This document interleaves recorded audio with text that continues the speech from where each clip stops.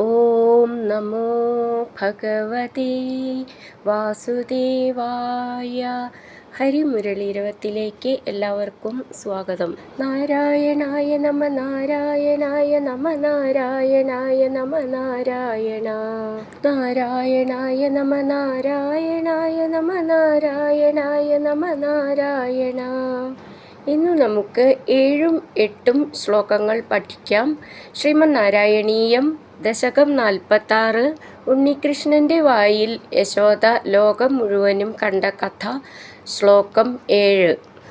കുഹചിദ്വനമംബുധി ക്വചിത് ക്വചിദഭ്രം കുഹചിദ്രസാതലം മനുജാദനുജാ ക്വചിത്സുരാ ദദൃശേ Kim ന തദാ ത്വദാനനേ.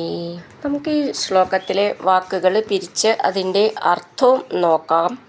കുഹചിത് വനം അംബുധി, അവിടെ വിസർഗമുണ്ട്, അപ്പോൾ വിസർഗം പറയണം.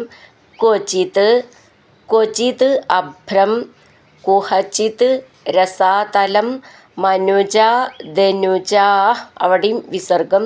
ധനുജാ എന്ന് നീട്ടിയിട്ട് വിസർഗം പറയണം. ക്വചിത് സുരാ ദദൃശേ കിം ന തദാ ത്വദ് ആനനേ. നമുക്ക് വാക്കുകളുടെ അർത്ഥം നോക്കാം.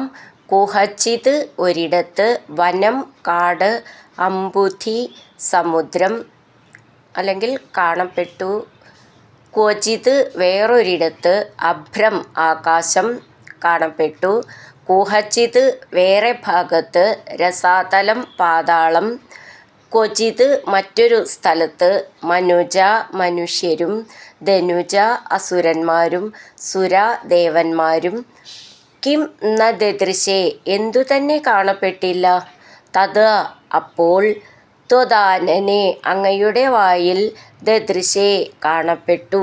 നമുക്കിതിലെ അക്ഷരങ്ങൾ നോക്കാം. കുഹചിത് വനമംബുധി, അവിടെ വിസർഗമുണ്ട്, അപ്പോൾ വിസർഗം പറയണം. കുഹചിദ്വ, ദ്വ എന്നുള്ളത് നമ്മൾക്ക് പിരിച്ചിട്ട് കുഹചിത് വനം അങ്ങനെ പറയാം. ദ്വ എന്നുള്ളത് വാന്ന് വരും അവിടെ. കുഹചിത് വനം അംബുധി, ധി എന്നുള്ള അക്ഷരം നന്നായിട്ട് ഊന്നി പറയണം. ക്വചിത്, ക്വ എന്നാവുള്ള ചിഹ്നം ശ്രദ്ധിച്ചോളൂ. ക്വചിത് അഭ്രം, അത് ചേർത്തിട്ടാണ് ക്വചിത് അഭ്രം. ദ എന്നുള്ളത് ദയിലത്തെ ദ എന്നാണ്. ക്വ എന്നാവുള്ള ചിഹ്നം ശ്രദ്ധിച്ചോളൂ. ഭ്രം എന്നുള്ളത് നന്നായിട്ട് ഊന്നി പറയണം. കുഹചിത് രസാതലം, അത് ചേർത്തിട്ടാണ് കുഹചിത് രസാതലം.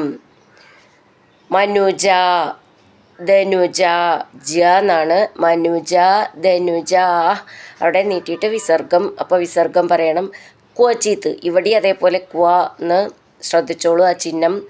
സുരാ ദദൃശേ, ദ എന്നുള്ളത് ദയിലത്തെ ദൃ എന്നുള്ളതും ദയിലത്തെ ദ എന്നാണ്, ദൃ എന്നായിരിക്കുന്നത്.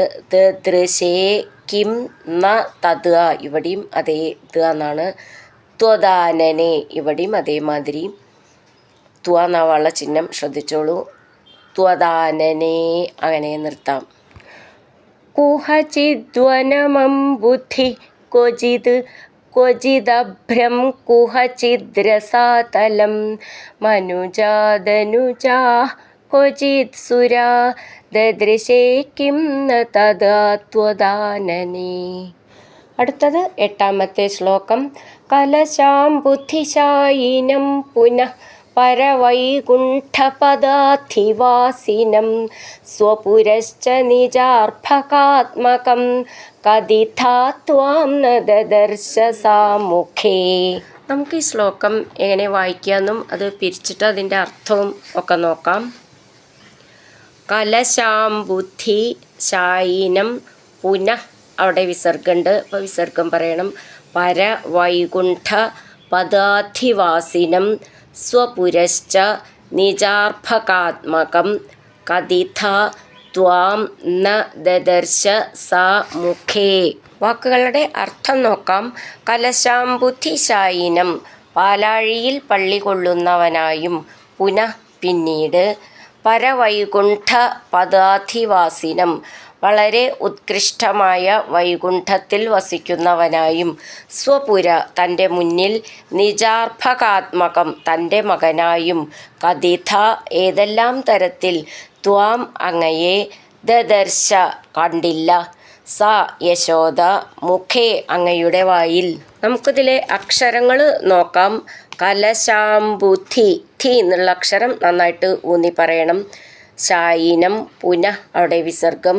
പരവൈകുണ്ഠ പദാധിവാസിനം ഇവിടെ പരവൈകുണ്ഠ ഠ എന്നുള്ളത് ഠ നന്നായിട്ട് ഊന്നി പറയണം.